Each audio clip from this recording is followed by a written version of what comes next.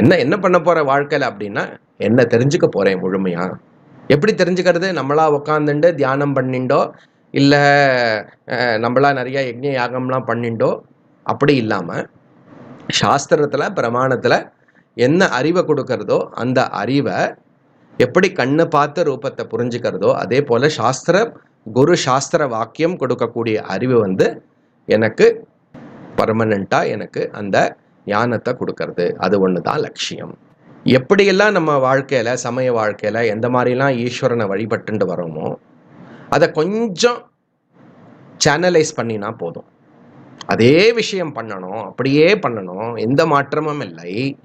ஆனால் என்ன அப்படின்னா, எதற்காக பண்ணுறோம், எதை நோக்கி பண்ணுகிறோம், என்ன எதிர்பார்த்து பண்ணுகிறோம், என்ன பர்பஸ்க்காக பண்ணுறோம் அப்படிங்கிற கிளாரிட்டி, அந்த விவேகமானது ரொம்ப முக்கியம். திரும்பியும் நம்ம இவ்வளோ ஜென்மா பண்ணினா மாதிரி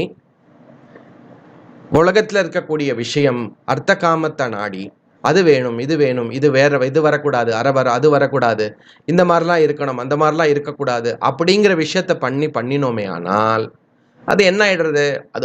அதற்கான புண்ணிய பாவங்கள் ஏற்படுமே தவிர, எது லட்சியமோ அதற்கு இன்னும் டிலே ஆகிறதுன்னு அர்த்தம்.